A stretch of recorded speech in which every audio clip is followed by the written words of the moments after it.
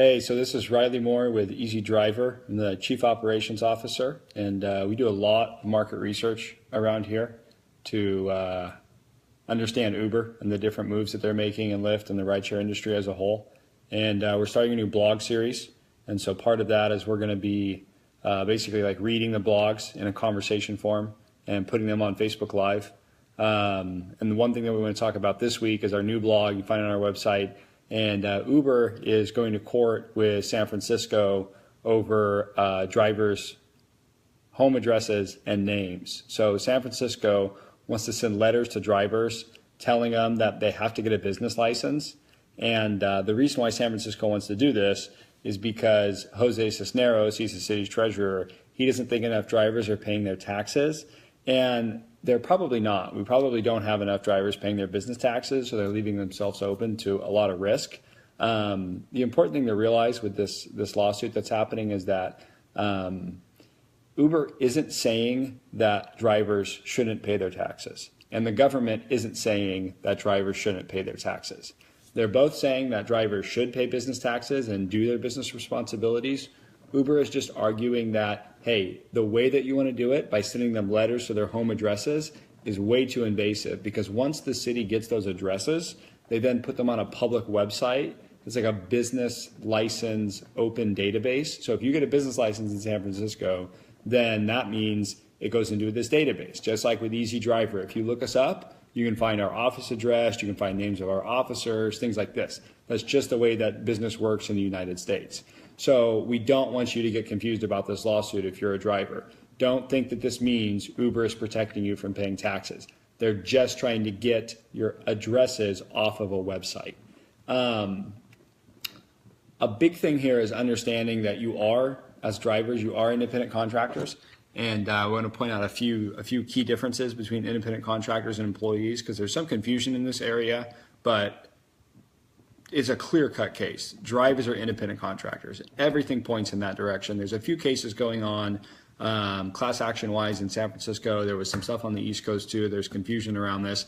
There is no confusion in reality. Drivers are independent contractors because they work for themselves, okay? They do not work for other people.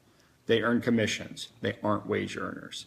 Their income taxes, they aren't withheld from their paycheck. They are entitled to tax deductions. They pay all their Social Security tax, and they should be paying estimated taxes 4 times a year. Employees don't do these things. They don't have to do these things, but Uber drivers do. So it very clearly paints them as small business owners, not employees. The big shakeout of this is that city governments in situations like this, we've seen them move in packs. So with the airport regulations, cities moved in packs, okay? And San Francisco led the way on a lot of stuff. Another thing is that employee versus independent contractor move. San Francisco led the way. Other cities picked up steam, filed their suits, did things like this. But San Francisco led the way, and then everybody kind of followed them. So we're expecting that the same thing is going to happen in this situation, and that other tax collection agencies around the country, they're going to get wise and say, oh yeah, these Uber drivers, they aren't paying their business taxes. They've kind of, snuck through our radar, so to speak.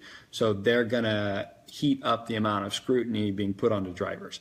And we're just very clearly trying to articulate, hey, look, this legislation is going on. It's probably going to affect you if you're in San Francisco in a short amount of time. And if you're elsewhere, it's probably going to be affecting you either by the end of this year or next year. Regardless of that, that means that you need to get your financial business in order this year so that you don't get caught off guard when it comes to file your taxes next year. Because what if you do and you don't have any of your records, you don't have any deductions, you're going to have to pay through the nose. So just keep in mind that these things happen and the governments move together, and these lawsuits are starting to roll out. And Uber isn't saying you're not a small business. They're just saying that they don't want your addresses on some open website. So make sure that you keep your business accounting and tax prep in line. An easy way to do that, I don't think we say this in the blog post, but a really easy way to do that is for you to open up a separate bank account, a business-only bank account. Don't spend personal money in it. Don't put personal money in it. Keep it strictly for business. Have a business checking, a business credit card, and then just do all of your Uber incomes come into that account, and all of your expenses for Uber and Lyft and whoever else you're working with, Postmates, whatnot, all of that stuff comes out of that account. So that's an easy way to have a really clean paper trail, and it's an easy way to find deductions. If you really don't want to do it yourself, then of course, there are a lot of apps available there. We make one, it's called EEZZDriver. It's for rideshare drivers. It does your accounting and taxes for you. So you can check that out. It's a paid product, but it makes these things really easy.